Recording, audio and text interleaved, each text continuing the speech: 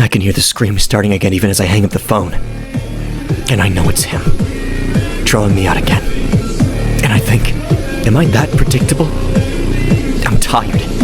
I've been fighting this guy for nearly 12 hours straight. I haven't had anything to eat or drink. And he's not even tired. But I am. I'm hurt, and I'm tired, and I want to go...